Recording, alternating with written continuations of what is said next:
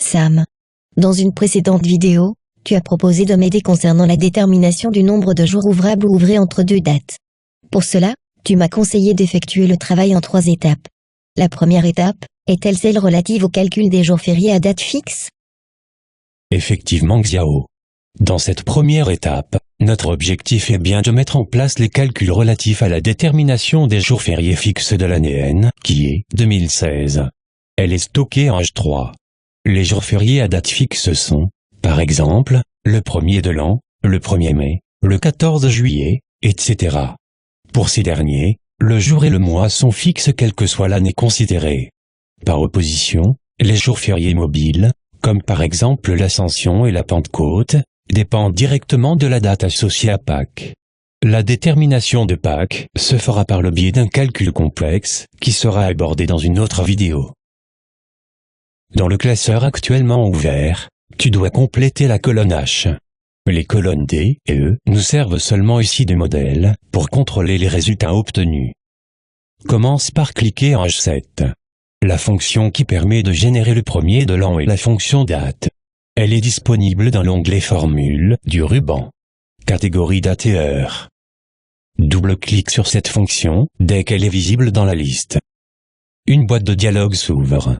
Ici, plutôt que d'utiliser les boîtes de dialogue d'Excel 2016, nous préférons la mettre en place par une saisie directe en H7. Lorsqu'une fonction est connue, la saisie directe est plus rapide. De plus, une bonne connaissance de la syntaxe des fonctions dans Excel te sera nécessaire pour traiter des cas complexes dans le futur. Referme donc cette boîte. Commence par mettre le symbole égal du clavier, puis tape le début du nom de la fonction date.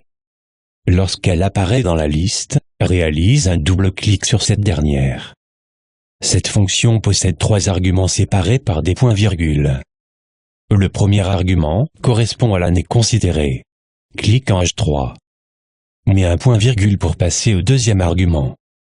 Mets le chiffre 1 de manière à ce que le mois soit janvier. Mets un point-virgule pour passer au troisième argument.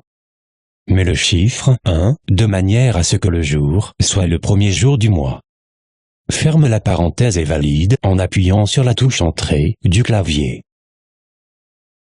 Tu pourrais répéter la même procédure dans les cellules suivantes en insérant à chaque fois la fonction date. Mais, pour aller un peu plus vite, je te conseille de te remettre en H3 et de bloquer le chiffre 3 en mettant devant le symbole $ du clavier. À l'aide de la souris, tire ensuite la poignée de recopie. Elle est située en bas à droite de ta cellule. Place-toi juste dessus, lorsque tu vois une croix noire fine, et réalise un clic et glisser vers le bas.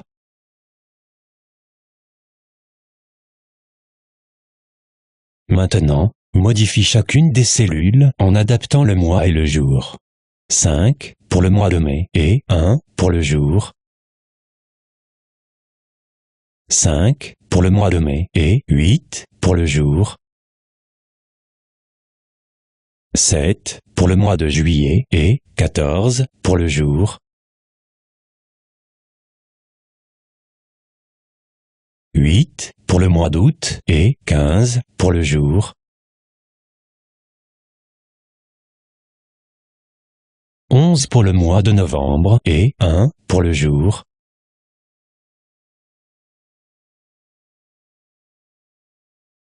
11 pour le mois de novembre et 11 pour le jour.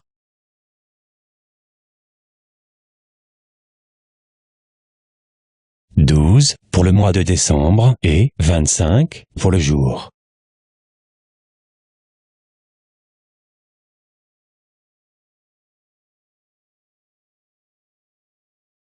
Sam. Ai-je terminé convenablement cette étape? Oui Xiao. Félicitations. Fais cependant une dernière vérification en modifiant l'année située en H3. Mets par exemple 2017 et contrôle que tout va bien.